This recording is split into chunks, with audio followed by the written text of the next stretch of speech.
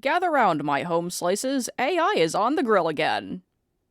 And I've got the heat cranked up. 2 months ago, I redrew some AI-generated quote-unquote artwork while sharing my thoughts on AI art, and that got absolutely insane reception. While working on the first video, I contemplated making this a series dedicated to me redrawing these affronts to the art gods while also helping people spot the telltale signs that make AI art so distinguishable. I was genuinely very happy to see that my video had become a hit tweet or something like that, and this has motivated me to continue to clean house. As with the last video, I'm taking 3 AI-generated works and remaking them so they're not so... well, you get the picture.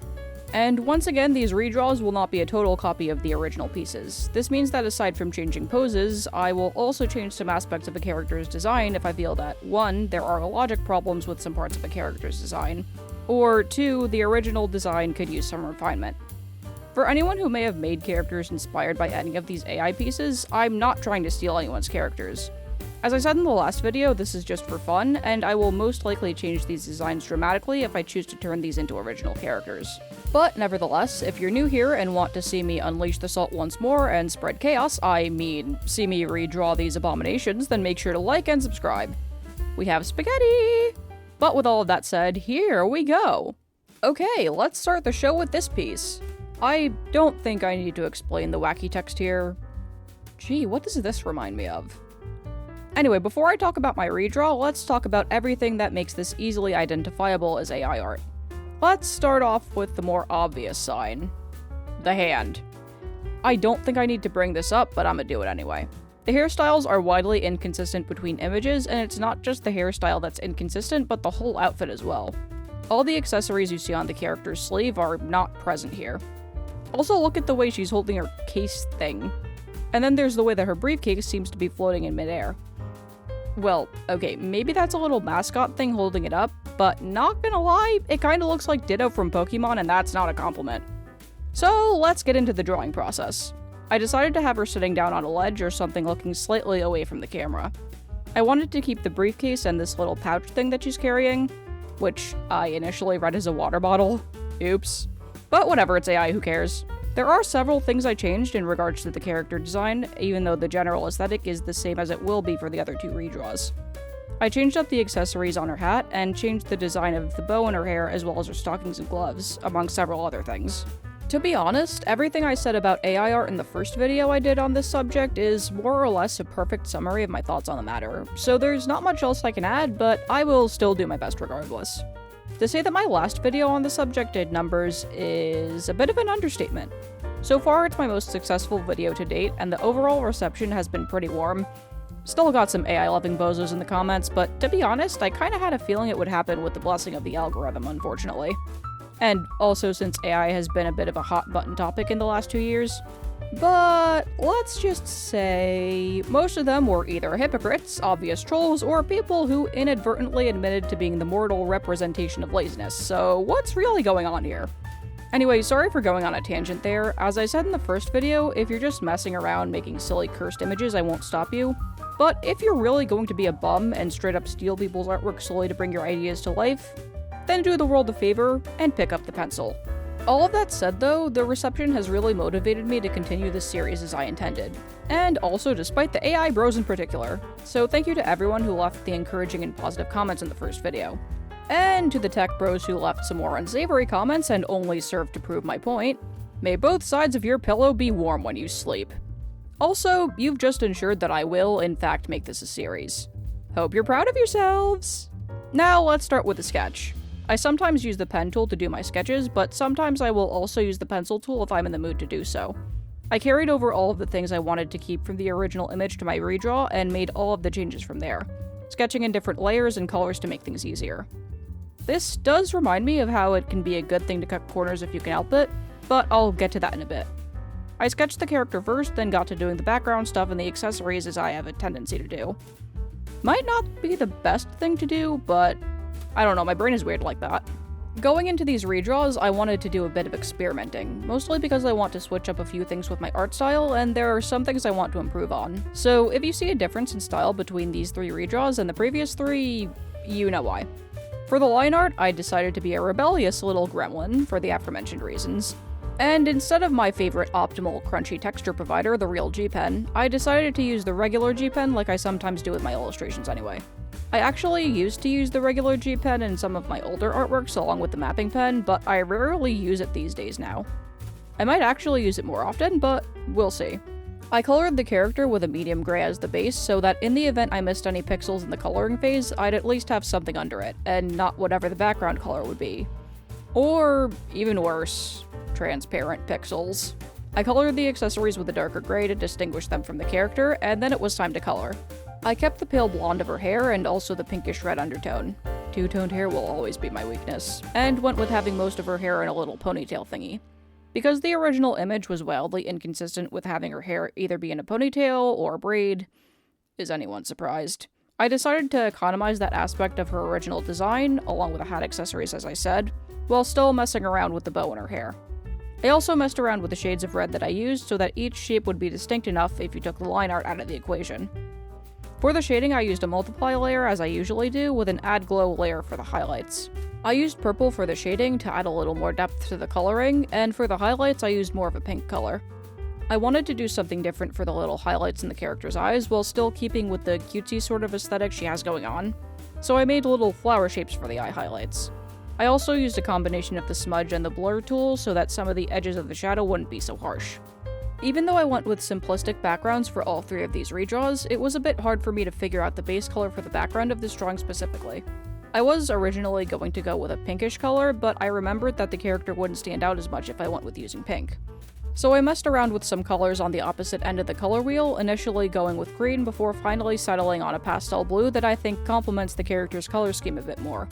And that is the first redesign finished.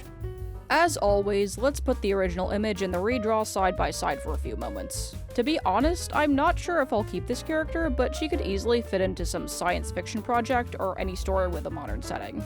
I think if I do keep this character, I'll keep the general color scheme and play up the bunny motif. But enough of my rambling, let's move on to the second artwork.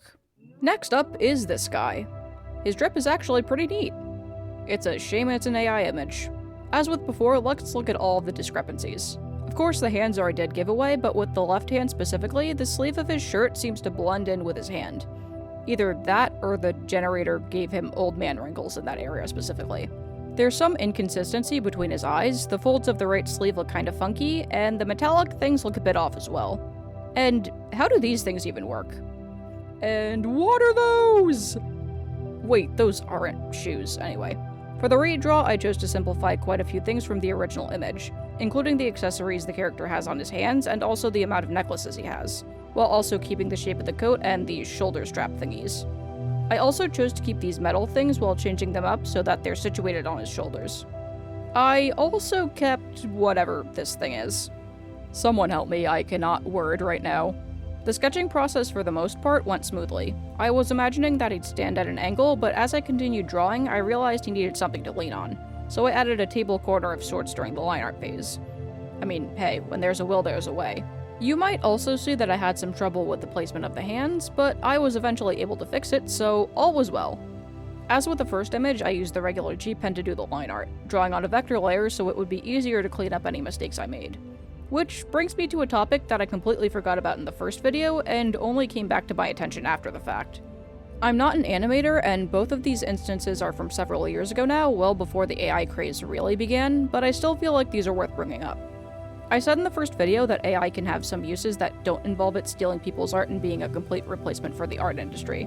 It can be useful for running, let's say, complex calculations, or making advancements in science and medicine, or getting the more menial tasks out of the way with the help of consenting artists while not having a total parasitic relationship with the project in question. In the weeks leading up to its release in 2020, it was revealed that the remake of Final Fantasy VII used AI for characters' facial expressions, lip syncing, and camera positioning. AI was also used to detect emotions in dialogue in order to display facial expressions.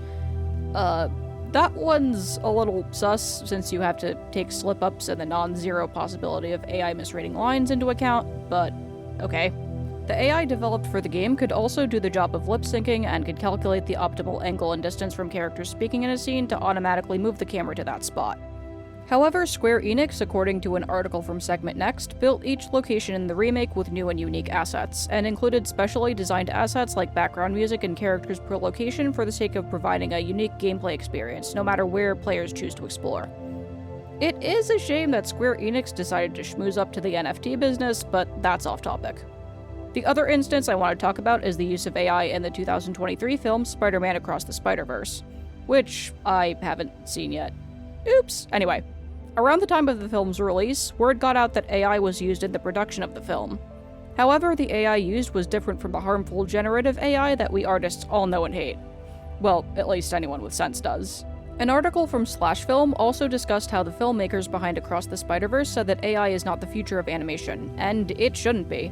According to the same article, Christopher Miller, one of the film's writers and producers, called AI a copying machine, before going on to add that it's an imitator, not an innovator, which I also agree with. Now, again, I'm not an animator, but I think it's a very interesting application of AI, given that it was trained off the work of consenting artists and made to do tasks that would otherwise take hours. Yes, it's important to work smarter, not harder, but human effort is the backbone of and a mandatory part of the art industry, and a huge contributor to the quality of an artwork, whether that's an illustration, a novel, or music. The list goes on. Honestly, AI has the potential as a tool to get all of the menial, time-consuming tasks out of the way and provide inspiration if need be, but as I said, that's pretty much all it's good for on the art side of things. Don't commit art theft. Anyway, that's my thoughts on the situation out of the way. Let's get back to the art before I start rambling. Right when I started coloring, I changed the color of the background, putting down a sort of preliminary idea of what I wanted the background to be like. Nothing crazy, I'm pressed for time and I only have 2 functioning hands. For the record, to everyone who asked how many non-functional hands I have, they're in the void somewhere. Like in the original image, I wanted to keep the colors muted, so nothing too saturated like those really bright colors you get if you go all the way to the top right corner of the color picker thing. I originally contemplated making his eyes just a regular bluish gray, but while I was coloring, I decided to add some brownish shadows to make things a bit more interesting. And speaking of interesting, there is one more thing I want to talk about. As part of my style experimentation, I changed up my usual method of shading. Usually when I render shadows, they're mostly a solid color and kinda reminiscent of cell shading, but this time I turned down the opacity of my brush as I saw fit and layered the brush strokes on top of each other for a more painterly look. Again, I want to work on my art style, and I'm trying to figure out what works for me, and honestly, I kinda like this look. However, I still had a hard time figuring out the hair highlights, my one true weakness, but I was ultimately able to figure out a highlighting style that I was happy with. It does need some refinement, but I think this just goes to show you that you can't always stick with your first idea. It may take several tries before you're satisfied with the results, but it's infinitely better than taking the coward's way out and sticking with generative AI. Anyhow, for the finishing touches, I colored in some parts of the line art and added some overhead lighting so it wouldn't look so flat. And with that, Redraw number 2 is now done. As I said before, if I keep any of these guys as original characters, their designs will be very different from what you're seeing on the screen, and the same goes for this guy. Maybe I'll keep the color scheme and overall aesthetic, but like the last character, I'm not sure how I feel about him yet. But anyway, let's move on to the last image. Last up is this girl with the witch hat. The process behind this one was a bit more straightforward than the others, so apologies if I don't have as much to say with this redraw. Fun fact, I actually contemplated drawing her for the first video because she seemed like she'd be a lot of fun to redraw, but decided against it. So instead I'm drawing her in this video. Why are her hands like that? I think she needs a doctor for that arm, and let's not talk about the fact that her left hand is missing here. Here the bow on her hat is on the left side, whereas here it's on the right side. And also, what's this thingy and why is it defying the laws of gravity? There are many other inconsistencies here, but you get the idea. Now let's get to the redrawing bit. As I was looking for reference, I found a couple of pictures where the person in the photograph has their hair styled in 2 braids, the same way that the character in the original image has their hair styled. So I went with those images before I started sketching. I kept the general shape of her dress and the design of her left glove, since that's another inconsistency in the original image, while changing up some other parts of her design like the ruffles near her collar and the shape of her bow. The blue in her design kinda reminded me of space for some reason. Maybe it was a combination of the blue and her concept. I don't know, again, my brain is weird, stay with me for this one. So I gave her star pendants on her hat and on her bow as well. In the interest of time, I went with a more simplistic composition for this piece, as opposed to the other two, but I still wanted to make things a bit interesting, which is where the photo reference came into play. For the line art, I went back to using the pen of all time, the real G pen. I've been calling it that a lot lately, I don't know why, and I decided to be a bit more loose with the line art than usual while also having the lines be a tiny bit thinner than what I usually do for my artworks. I know some of you might be wondering, why would you be taking from AI when AI steals from artists in the first place? I have my reasons. I am a woman with a plan. Yes, generative AI does steal from artists, it's only capable of copying after all, but sometimes you just gotta stir the pot a little. You just gotta unleash your big brain powers to get back at the frauds and the grifters that have been invading the art space in the last 2 years. Yeah, copying AI imagery to a T is a tiny bit sus in my opinion because it takes from existing work done by actual artists, and that's why I've been changing things up with my redesigns, but honestly, what's better than taking art back from literal art thieves who refuse to get over themselves and learn to draw and producing something with actual soul and quality in its place? It's just desserts. A bit of a no you moment, if you will. And also, several people in the comments of the first video pointed out that apparently generative AI is now feeding off of images that have also been generated by AI, which is hilarious to me. Maybe, if we're lucky, the trend of AI bros claiming AI art as their own will one day go the way of NFTs. Into the dirt! Again, using it as inspiration is one thing, using it and claiming it as your own work is another. I said it before, and I will absolutely say it again. If you do the latter, you're not smart. You're lazy. Pick it up. But back to the drawing. As usual, I put down a base color to set up all of the masking layers above it, again to make things easier, and got to doing the flat colors. I wanted to mess around with the blue in her design, so I added a bluish gradient to her hair, and also changed the color of her eyes accordingly. Honestly, I completely forgot that they were purple in the original image, but the original image is AI, so it is what it is. For the shading, I used a medium purple, kinda leaning towards a dark purple, and for the highlights, I used a medium blue. Despite my experiments, this redraw was the closest one to my usual rendering/coloring style, but I did play around with my shading methods. I used a combination of the regular G pen, the lasso selection tool, and the polyline selection tool. For any shadows that I thought looked too harsh, I once again used the blur tool and the soft eraser, albeit turned down to like 10% opacity to reduce the harshness for lack of a better term. For the highlights, I used the soft airbrush tool along with a round mixing brush while using the regular G pen to render the metallic parts of the character's outfit, like the buttons and the pendants. Then as a finishing touch, I used the droplet airbrush tool to add a sort of sparkle effect in the character's hair and eyes, almost like stars in a sense. Then I colored the line art and worked on the background, and the last redraw was done. I'm actually very interested in further exploring this concept, so there's a pretty good chance that I'll keep this character. Though, as I said, I will change out the design a lot. So, if I show her again, she'll look very different from what you're seeing here. I actually have another character who has space-related powers, so I think I might make this character a childhood friend of hers or something like that. That'd be pretty fun, honestly. But as always, that is going to do it for this video. If you like this video and you want to see more art-related videos and shenanigans from me, make sure to like, share, and subscribe. I usually post about drawing or what have you, but sometimes I dabble in other art-related things as well. If you want to support me further, please check out my other social media accounts as well as my Ko-fi and my Etsy shop, which are all in the description. And lastly, if you made it this far, leave a pencil emoji in the comment section below. Do you have a favorite of the 3 artworks? Let me know. And remember to keep it civil, or I will put a whoopee cushion in your chair when you least expect it. And yeah, that's about everything. Thanks for watching.